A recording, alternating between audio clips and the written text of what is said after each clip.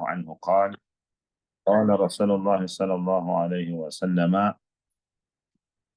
لا يحل دم امرئ مسلم إلا بإحدى ثلاث الثيب الزاني والنفس بالنفس والتارك لدينه المفارق للجماعة. Hadisnya dari Abdullah bin Mas'ud radhiyallahu anhu, dia berkata bahwa Rasulullah Shallallahu alaihi wasallam bersabda, tidak halal ya darah seorang muslim kecuali dengan salah satu dari tiga sebab. Yang pertama adalah as-sayyibuz zani. As-sayyibuz zani adalah orang yang sudah menikah kemudian berzina.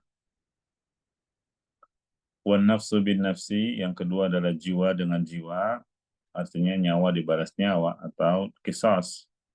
Siapa yang membunuh dengan sengaja, maka dibunuh pula hukumannya. Wa tariku lidinihi, dan yang ketiga adalah orang yang meninggalkan agamanya. Maksudnya agama Islam, agama yang hak, alias murtad. Al-mufariqu lil jamaah, dan orang yang keluar dari jamaah kaum muslimin. Ya. Di awal hadis ini Nabi SAW menyebutkan bahwa la yahillu damu imri'in muslim, tidak halal darah seorang muslim. Ini menunjukkan bahwa seorang muslim itu terjaga darahnya, artinya haram untuk ditumpahkan. Tidak boleh kita melukai seorang muslim apalagi sampai membunuhnya. Ya. Jadi dalam Islam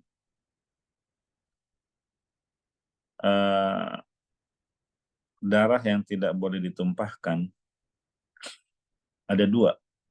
Yang pertama adalah darah orang Islam, ya, yaitu yang sudah mengucapkan syahadat, yang mendirikan sholat dan menunaikan zakat.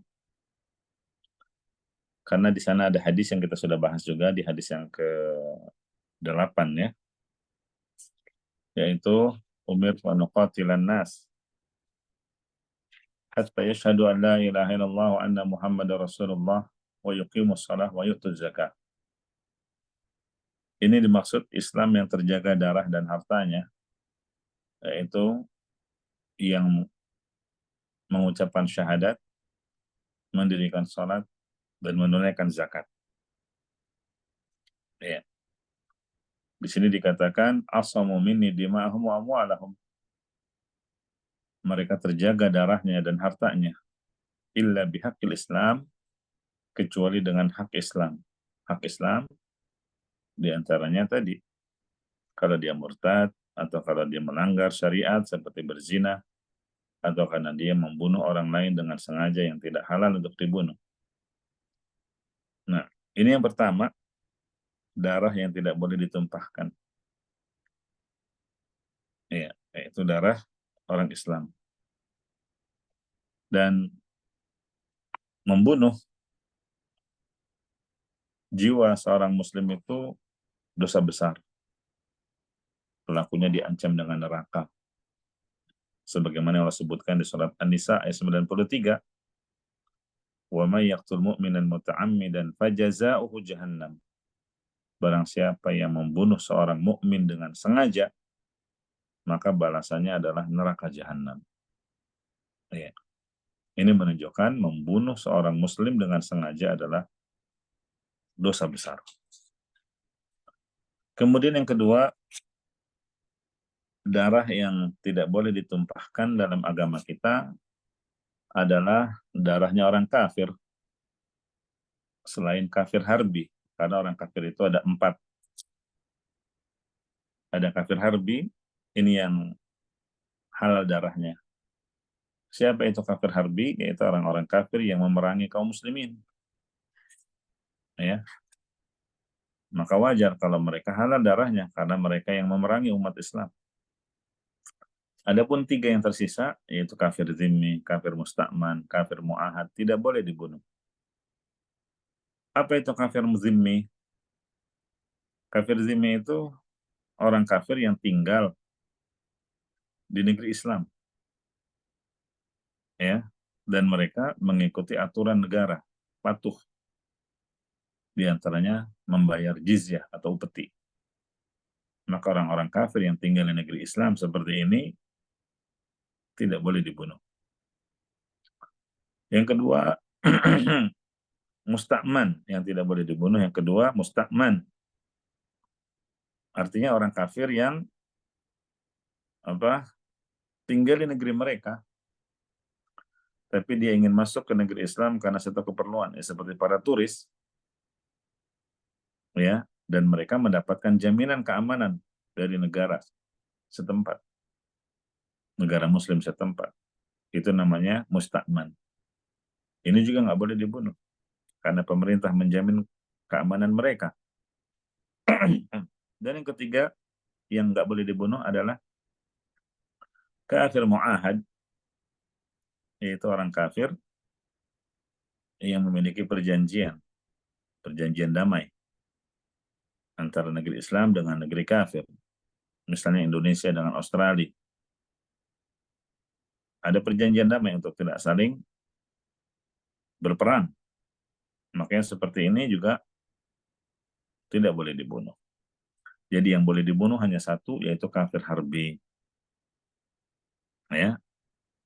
Nah, adapun selain kafir harbi, nggak boleh. Haram. Nggak boleh dibunuh. Harta mereka juga nggak boleh diambil. Ya. Dan barang siapa yang membunuh orang kafir yang tadi tiga kita sebutkan, musta'man, zimmi, mu'ahad, justru mereka diancam dengan tidak akan mencium aroma surga. Kata Nabi SAW, man qatala mu'ahadan lam yarih raihatal jannah. Barang siapa yang membunuh kafir mu'ahad, termasuk juga zimmi musta'man, maka dia tidak akan mencium wangi surga. Wa inna rihaha tujadu bin masirati arba'ina aman. Padahal aroma semerbak wangi surga itu dapat dirasakan dari jarak 40 tahun perjalanan. Iya. Nah, ini jemaah rahimakumullah, makanya di antara kesalahan sebagian kelompok-kelompok sesat yang hanya bermodalkan semangat, mereka menyangka bahwa orang kafir itu hanya satu macam aja. Akhirnya apa? Muncul pemikiran bahwa seluruh orang kafir ya boleh dibunuh tanpa membedakan perincian seperti tadi kita jelaskan. Tentu ini adalah sebuah kesalahan, ya, kesesatan. Kesalahannya tampak dari dua sisi. Yang pertama, menganggap semua orang kafir sama. Ini salah. Karena orang kafir tidak sama satu dengan lainnya. Ya, berbeda-beda. Sedangkan mereka menganggap semua kafir sama aja. Ini kesalahan pertama. Kesalahan kedua, mereka menganggap hubungan kaum muslimin dengan kaum kafir hanya salah satu saja. Maksudnya hanya satu kondisi. Apa itu? Hubungan kita dengan mereka hanya berperang. Nggak ada lain. Ini juga salah. Padahal orang-orang kafir itu beragam macamnya. Hubungan antara pemerintah Islam dengan pemerintah kafir pun berbeda-beda. Ya. Terkadang terikat dengan perdamaian, terkadang ada unsur kerjasama dalam membasmi keburukan, seperti membasmi terorisme, terkadang berperang, dan yang lainnya. Makanya nggak sama kondisi kita dengan orang-orang kafir, bukan hanya sekadar perang saja, tidak. Nah berarti jamaah rahimakumullah, kalau membunuh jiwa orang kafir itu merupakan salah satu bentuk dosa besar. Lantas bagaimana lagi dengan membunuh jiwa orang muslim, orang Islam? Iya. Jemaah rahimakumullah, ketahuilah bahwa umat Islam itu lebih mulia. Bahkan kemuliaan kaum muslimin kemuliaan seorang muslim itu lebih mulia daripada Ka'bah sekalipun. Ya, disebutkan dalam sebuah hadis ketika Ibnu Umar memandang Ka'bah, Ibnu Umar berkata, "Ma'azamak wa 'azama hurmatak walal mu'minu a'zamu hurmatan indallahi mink." Umar sambil memandang Ka'bah bilang begini, ya, alangkah agungnya kamu wahai Ka'bah. Alangkah mulianya, agungnya kehormatanmu. Tapi sungguh kehormatan seorang mukmin lebih agung di sisi Allah dibandingkan kehormatan wahai Ka'bah. Ini ucapan siapa? Ucapan sahabat yang mulia, ya, Abdullah bin Umar radhiyallahu anhu. Bahkan lebih dari itu, ya, jiwa seorang mukmin itu lebih berharga daripada bumi dan seisinya. Lebih berharga daripada bumi dan seisinya. Kata Nabi SAW, la zawalud dunya ahwanu indallah min qatli rajulin muslim.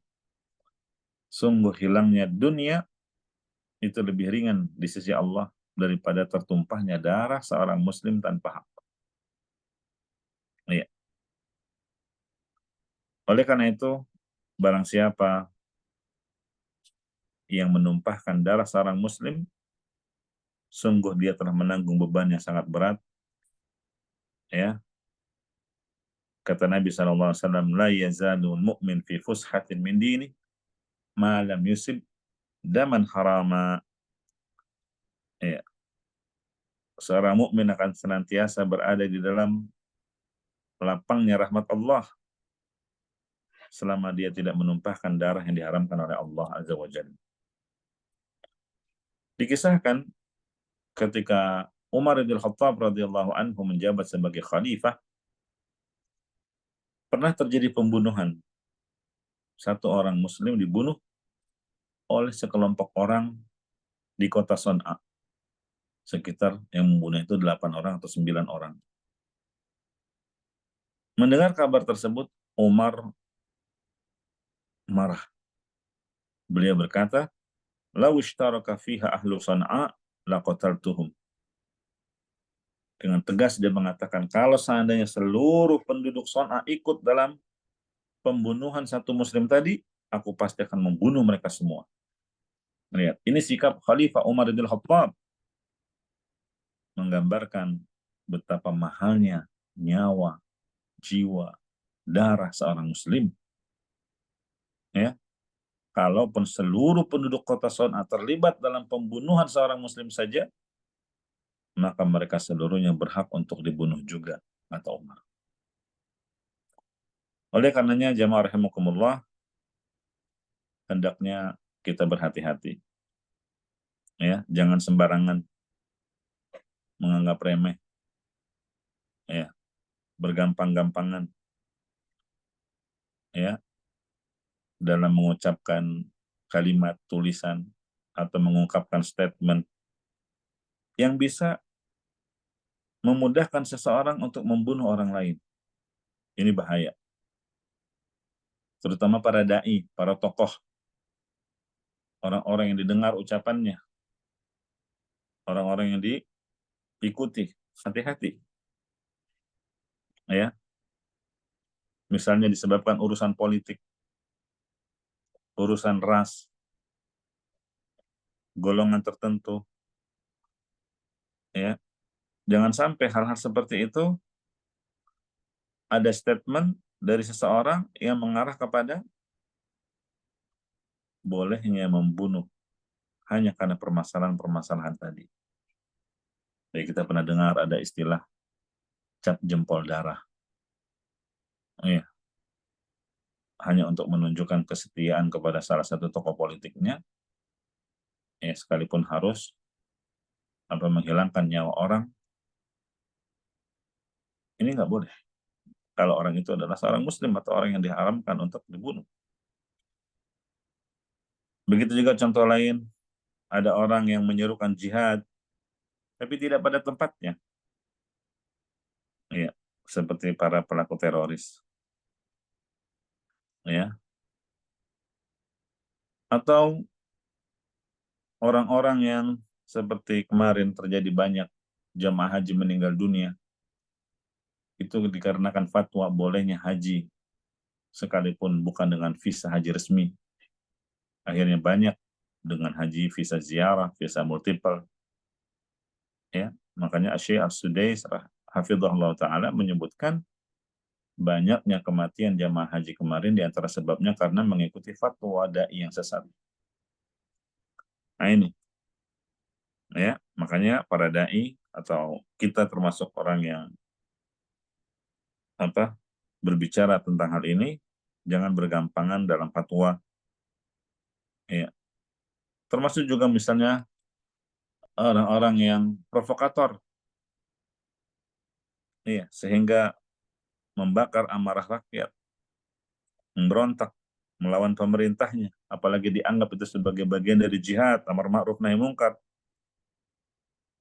Siapa yang meninggal di dalam perjuangannya akan masuk surga, disambut 72 bidadari. Iya, akhirnya apa? Tertumpahlah darah kaum muslimin.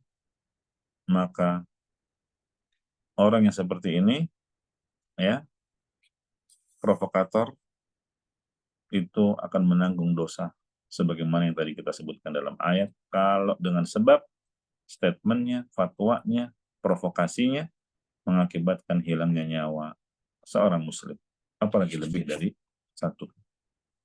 Sebaliknya, seorang dai juga jangan bergampangan dalam berfatwa kepada pemerintah bahwa mereka boleh membunuh orang-orang yang salah, membunuh rakyatnya yang menyimpang, yang melawan pemerintahan mereka, sehingga menganggap seluruhnya halal, ya, yang tidak sejalan dengan pemerintah. Tentu ini juga hal yang salah. Ya. Nah ini jamaah azan ya Allah ayakum, banyak yang tidak mengetahui tentang betapa mulianya nyawa seorang muslim. Makanya tugas utama para dai dan juga kita menjelaskan kepada mereka, ya, tentang pentingnya darah seorang muslim. Kata Nabi SAW, fa inna dima'akum wa amwalakum wa aradakum alaikum haram. Sesungguhnya darah kalian, harta kalian, kehormatan kalian itu haram. Artinya wajib dijaga. Nah, di hadis ini ada 3 sebab yang menjadikan halalnya darah seorang mukmin. Yang pertama adalah orang yang sudah menikah kemudian berzina. Nah, ini disebut dengan muhsan. Kalau di hadis tadi disebut as-sayyib. Apa itu kriterianya? Pertama, dia sudah menikah dengan akad yang sah. Yang kedua, dia sudah melakukan hubungan suami istri, walaupun cuma sekali. Berarti kalau dia sudah menikah tapi dia tidak sempat melakukan hubungan, tidak dianggap muhsan. Misalnya dia langsung berangkat dinas, karena istrinya sedang haid, dia harus tinggalkan. Lalu terjadi musibah menimpa sang suami, misal. Nah, ini. Terus si istri berzina, maka tidak dianggap muhsan, walaupun dia sudah berstatus tidak gadis lagi. Iya. Kenapa? Karena memang dia sudah menikah, cuma belum melakukan hubungan. Tidak dianggap muhsan. Kemudian yang ketiga, balik, ya, waras dan merdeka. Kalau 3 syarat ini terpenuhi, dia sudah menikah dengan pernikahan yang sah, dan dia sudah pernah melakukan hubungan suami istri dengan pasangan yang sah, dan dia dalam kondisi sudah balik, dewasa, akalnya waras, terus melakukan perzinahan, maka ini hukumannya adalah dirajam. Ya, dirajam. Apa itu rajam? Ya, dilempar batu, tidak terlalu besar, tidak terlalu kecil, sampai dia mati. Iya, ini yang disebut dengan rajam. Adapun pezina yang masih lajang, belum menikah, bujang, masih belum berstatus duda atau janda, maka hukumannya adalah dicambuk 100 kali. Setelah itu diasingkan 1 tahun. Sedangkan yang muhsan dirajam sampai mati. Kenapa kok dirajam? Para ulama menjelaskan karena di saat dia melakukan perbuatan zina, itu yang menikmati adalah seluruh badannya. Iya, seluruh tubuhnya merasakan kenikmatan dari perbuatan zina. Maka hukuman yang pantas baginya adalah diberikan rasa kepedihan yang juga di seluruh tubuhnya. Itu ya. Nah, tapi ditegakkannya hukum rajam ini dengan syarat kalau ada pengakuan dari pelaku zina bahwa dia berzina. Sebagaimana Ma'iz bin Malik, dia datang kepada Nabi SAW mengaku bahwa dia telah berzina. Ya Rasulullah, tahhirni.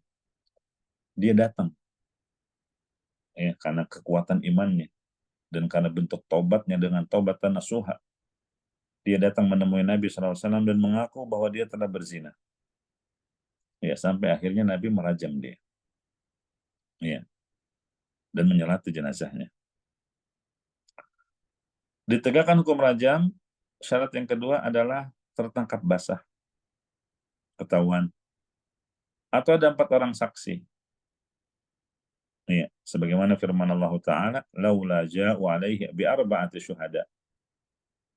Hendaklah mereka yang menuduh mendatangkan 4 orang saksi atas tuduhan zinanya. Kalau ternyata yang menuduh tidak bisa mendatangkan 4 orang saksi, maka justru mereka lah yang terancam hukuman yang disebut dengan qazaf. Ya, yaitu fitnah. Ya. Nah, itulah 2 syarat baru ditegakkan hukum rajam. Kemudian jamaah rahimani wa rahimakumullah, ada beberapa hal yang dihukumi seperti zina. Ya, di antaranya orang yang menikah tapi dengan mahram. Ya. Atau orang kita bilang muhrim. Menikah dengan orang-orang yang diharamkan. Itu disebut mahram. Ya. Sebagaimana diriwayatkan bahwa Nabi SAW pernah memerintahkan seseorang untuk dibunuh karena dia jima dengan istri bapaknya. Jadi anak si bapak ini ya berzina dengan istri bapaknya. Maka Nabi menyuruh agar dirajam. Iya. Ini sebagaimana juga kebiasaan orang-orang Persia. Makanya ketika Islam datang yang menguasai wilayah Persia, maka Khalifah Umar bin Khattab radhiyallahu anhu memerintahkan agar seluruh orang-orang yang menikah dengan mahramnya untuk dipisahkan. Dipisahkan, nggak boleh dilanjutkan. Iya. Nah, ini jamaah rahimani wa rahimakumullah, yang pertama yang dihukumi seperti zina. Kemudian yang kedua, bersetubuh dengan hewan, seperti ada ya terjadi di zaman sekarang, laki-laki maupun perempuan yang banyak mencari fantasi dalam hubungan seksual, tidak puas dengan manusia, akhirnya mereka melakukannya dengan hewan. Maka orang yang melakukan seperti ini menurut para ulama, hukumnya juga dibunuh. Ya. Demikian juga yang ketiga, yang dihukumi seperti zina, muhsan, yaitu orang yang melakukan homoseksual. Ya. Ini juga sama, hukumnya dibunuh. Ya. Walaupun caranya tidak harus dirajam.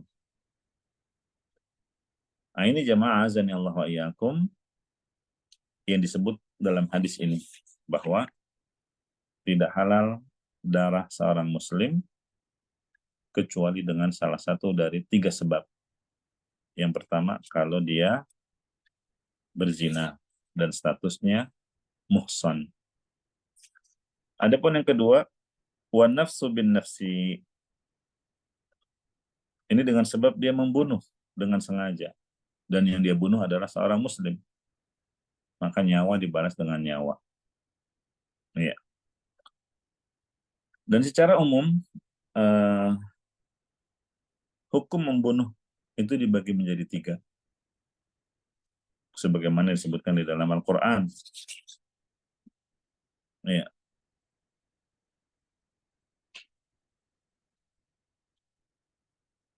Yang pertama disebut dengan qatlul khata'. Qatlul khata' itu membunuh tidak sengaja. Misalnya ada orang sedang berburu, lalu dia membidik buruannya, tapi meleset, hingga akhirnya mengenai orang lain yang tidak bersalah, dan meninggal. Maka gimana orang yang berburu ini? Apakah dia dihukum mati? Kalau tidak sengaja, ya tidak dikisas. Kenapa? Karena pembunuhan itu terjadi tanpa ada kesengajaan. Iya. Atau contoh lain, misalnya ada orang menggali sumur, ya, sudah dia tutup, tapi nggak kuat. Akhirnya ada orang kejeblos, sampai akhirnya tewas, kecebur sumur itu. Ini tidak dianggap membunuh dengan sengaja. Kemudian yang kedua, qatlul amdi. Nah, kalau yang kedua ini membunuh dengan sengaja, inilah yang dimaksud dalam hadis yang kita bahas sekarang ini. Ya, hukumnya dikisas. Wan nafsu bin nafsi. Ya, dikisas dengan syarat kerabat korban, khususnya ahli waris, semuanya sepakat agar pelaku dikisas. Ya. Kalau satu saja tidak menyetujui, maka beralih ke pembayaran diat. Diatnya berapa? Senilai 100 ekor unta. Ya. Adapun orang dianggap membunuh dengan sengaja, ya, pertama dia melukai bagian badan yang yang vital, ya, yang berakibat kematian, misalnya di leher, dia tusuk, atau di perut, atau di jantung, dia lukai, terus ditinggalkan sampai akhirnya kehabisan darah. Ini jelas membunuh dengan sengaja. Atau yang kedua, menggunakan alat berat, misalnya pakai batu besar lalu ditimpakan kepada korbannya. Ya. Atau dibuang di tempat yang berbahaya, misalnya di hutan, yang diketahui di situ banyak binatang buas. Ini terhitung yang melemparnya, membuangnya ke hutan, terhitung membunuh dengan sengaja. Walaupun menyebabkan kematian bukan dia yang membunuh langsung, tapi binatang buas. Atau dia dorong seseorang, akibatnya terjatuh ke dalam kubangan api. Nah, ini juga termasuk membunuh dengan sengaja. Atau ditenggelamkan ke dalam air. Ya, dan dia tahu orang ini nggak bisa berenang, dia dorong sehingga tercebur ke dalam kolam renang, akhirnya mati tenggelam. Ini juga sama. Pelaku tersebut dianggap membunuh dengan sengaja. Ya. Kemudian ada juga yang misalnya ditahan, dikerangkeng, nggak dikasih makan, nggak dikasih minum dalam jangka waktu yang mengakibatkan dia kelaparan, kehausan, lalu akhirnya mati. Maka yang melakukan penyekapan, penahanan, atau yang mengkerangkengnya dianggap membunuh dengan sengaja. Ya. Demikian juga dengan apa? Sihir. Ya. Ini juga dianggap membunuh dengan sengaja. Kenapa? Karena sihir ini dampaknya luar biasa. Bisa memisahkan hubungan suami istri, ya, bisa menjadi sebab seseorang tidak bisa melakukan hubungan, ya, sehingga haddus sahir darbuhu bisayf.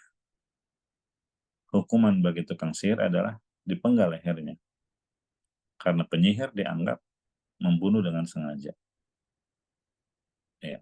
Termasuk membunuh dengan sengaja adalah persaksian palsu dengan tujuan supaya orang yang diinginkan, ya, dihukum mati.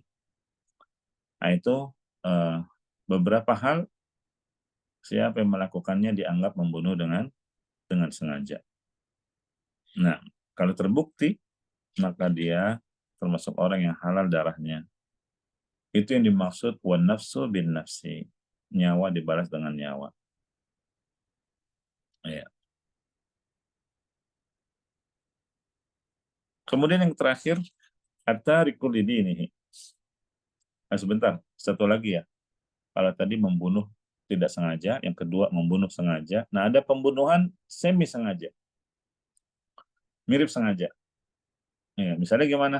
Misalnya seorang guru, dia memukul muridnya, ya, karena memberi sanksi, iqab, tapi alatnya bukan alat untuk membunuh, bukan pakai pisau, bukan pakai apa yang semisalnya senjata tajam, tidak, dia pakai sapu, mungkin sapu lidi atau sapu lainnya. Intinya ini bukan alat untuk membunuh, tapi ternyata setelah dihukum dengan beberapa pukulan, si murid meninggal dunia.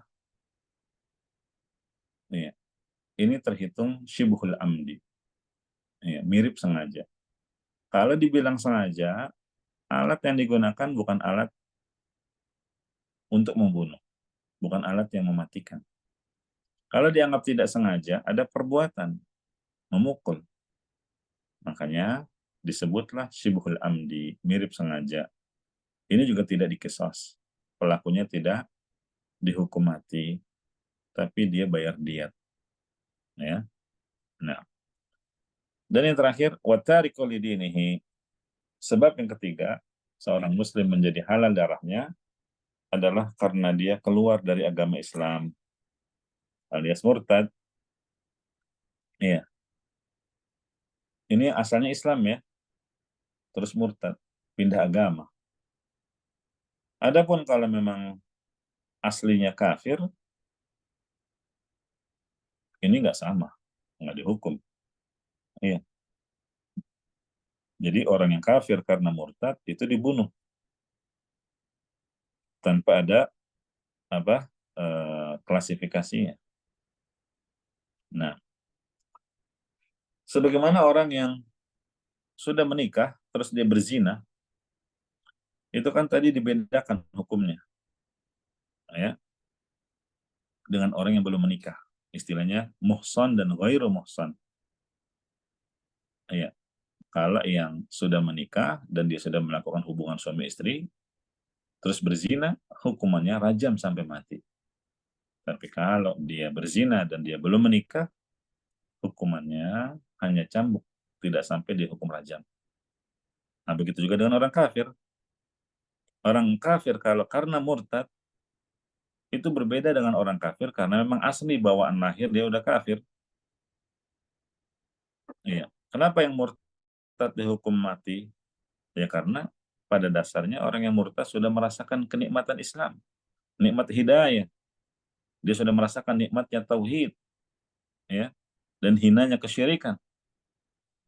Dia sudah merasakan kenikmatan, tapi dia tinggalkan, dia malah murtad. Maka hukumnya dibunuh. Ya.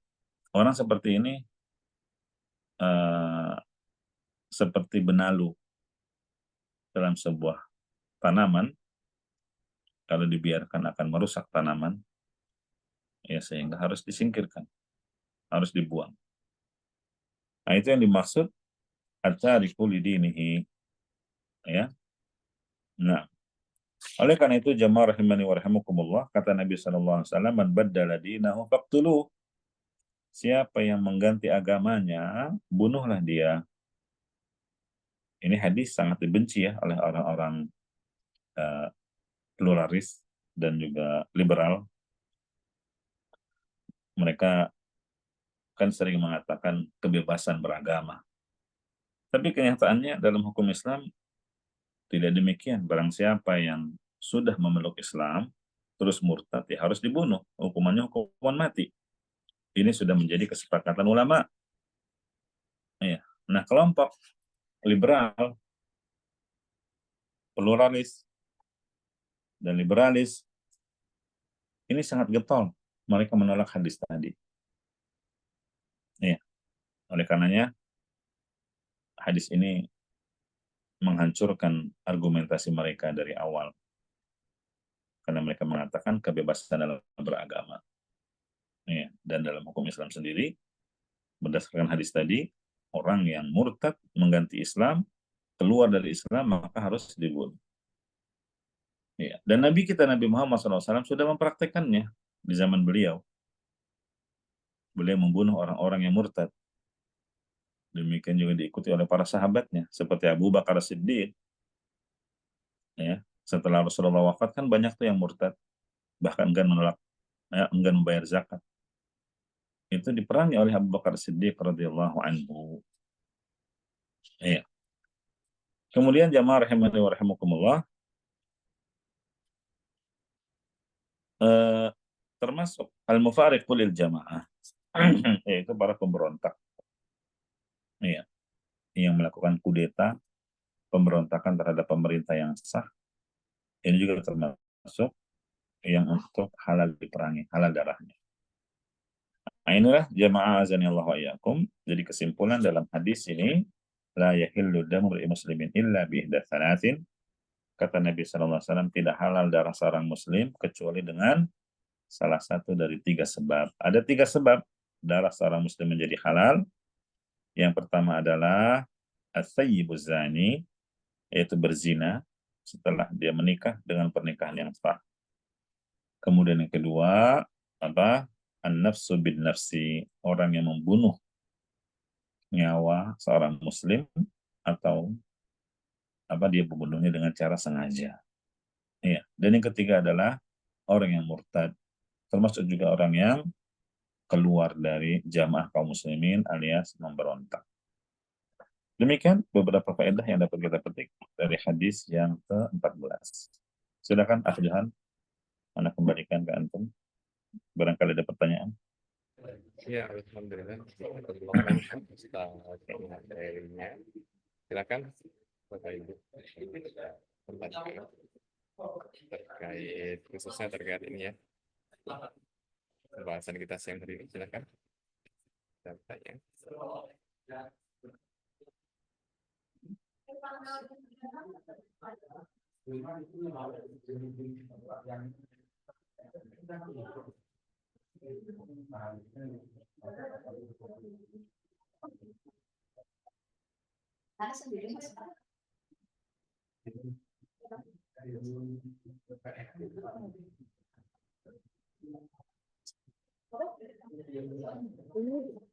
Dua minggu lalu PP 3 hari.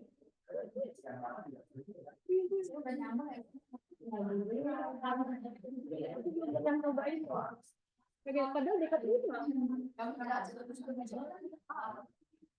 Dari gerakan juga tetap paling dulu kan. Ustaz, Mr. Amin dengan saya izin bertanya tadi terkait apa ya, darahnya Muslim satu dan yang lain kemudian hartanya dari orang. Kemudian kebetulan kan ini Ustaz, ada teman-teman yang ini kan para auditor ya. Kalau satu saat sampai membuat temuan, ya namanya auditor ya, membuat temuan, ternyata temuan itu merugikan hak orang lain gitu. Artinya orang lain itu ternyata harus banyak tahun sekian ya gitu ya. Itu dalam keadaan auditor itu salah gitu sebenarnya. Apakah itu masuk? Afwan, Anda nggak bisa nyimak suara antum. Coba yang lain, mic-nya dimatiin dulu. Iya, fadhal. Oh iya, silakan Ibu Syarifah. Ya, terima kasih. Assalamualaikum, Ustadz. Waalaikumsalam warahmatullahi wabarakatuh. Ya, setelah menyimak tadi kajian dari Ustadz, timbul pemikiran saya, Ustadz, seperti kita yang tinggal di Indonesia ini, yang tidak mengadopsi hukum-hukum tersebut, bagaimana itu bagi si pelaku, Ustadz? Maksudnya, misalnya dia berzina atau dia membunuh, nah nanti kan kalau merefer pada hukum di Indonesia ini palingan di penjara gitu, Ustadz kan. Nah, sementara kita itu sendiri si pelaku, apakah dengan di penjara itu sudah bersih sehingga nanti tidak ada terkatung-katung di pengadilan akhirat gitu, Ustadz, bagi si pelaku. Itu aja, Ustadz. Terima kasih. Saya tunggu penjelasannya. Assalamualaikum warahmatullahi wabarakatuh. Waalaikumsalam warahmatullahi wabarakatuh. Ya, terima kasih atas pertanyaannya, Ibu. Ketahuilah bahwa terkait dengan pembunuhan itu ada 3 hak. Yang pertama adalah haknya Allah. Yang kedua, haknya keluarga korban. Iya, itu ya, hak Allah dan hak keluarga korban. Dan yang ketiga, haknya si korban. Iya. Haknya Allah gugur kalau hamba ini bertobat dengan taubatan nasuha. Dia menyesal, bertekad tidak lagi mengulangi, kemudian mengubah kehidupannya menjadi hamba yang lebih baik, taat, saleh. Iya. Yang kedua, kalau terkait dengan hak keluarga korban, ya minta dihalalkan, sekalipun harus dengan memberikan biaya tebusan yang disebut dengan diat. Iya. Sedangkan satu lagi hak korban, maka nanti di hari kiamat, kalau seandainya dia di dunia sudah dihukum karenanya dan dia sudah taubat atas perbuatan tersebut, maka Allah akan membela. Ya, ketika si korban menuntut dia di akhirat. Begitu, Ibu. Demikian juga dengan zina. Kalau dia bertobat dengan taubatan nasuha dan dia bisa menjadi hamba yang lebih baik, tidak terulang lagi perbuatan zinanya, maka sudah cukup, insya Allah Ta'ala. Tapi kalau dia memandang dirinya mudah terjatuh ke dalam perzinahan, karena dia tinggal di negeri mudah untuk melakukan perzinahan, dan selalu terjatuh lagi perzinahan pada dirinya, dan dia menyesal dan bertekad untuk tobat, hendaklah dia mendatangi negeri Islam, ya, kemudian meminta agar diterapkan hukum rajam. Karena orang yang sudah dirajam di dunia, dia tidak akan lagi menanggung dosanya di akhirat. Seperti itu, ya, menurut keterangan para ulama.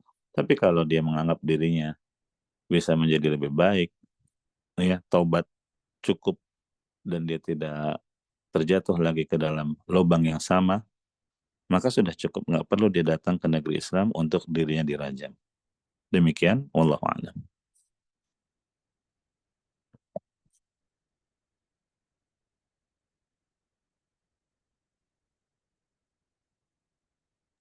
Baiklah, Bapak Ibu, masih ada lagi, silakan.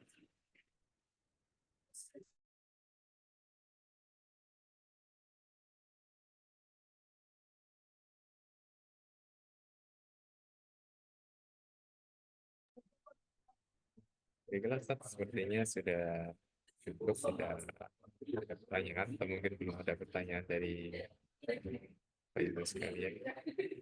Betul, Ustaz,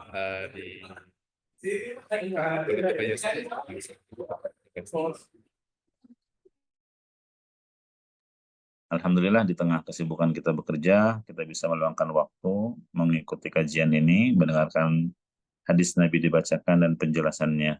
Semoga kita bisa mengambil pelajaran darinya. Yang menjadi pelajaran terpenting adalah berusaha ketika menghadap Allah, kita dalam kondisi selamat dari 3 hal, yaitu dari darah seorang muslim, kita tidak pernah menumpahkannya, termasuk juga melukainya, atau menjadi sebab terbunuhnya nyawa seseorang. Kemudian terkait dengan kehormatannya dan juga terkait dengan hartanya. Siapa yang bertemu dengan Allah dirinya selamat dari ketiga hal tersebut, maka insya Allah dia akan mendapatkan keselamatan juga di akhirat kelak hingga masuk ke dalam Darussalam, yaitu surganya Allah Subhanahu wa taala. Demikian kurang lebihnya mohon maaf, kita tutup. Subhanakallahumma bihamdika asyhadu an la ilaha illa anta astaghfiruka wa atubu ilaik. Walhamdulillahi rabbil alamin. Wassalamualaikum warahmatullahi wabarakatuh.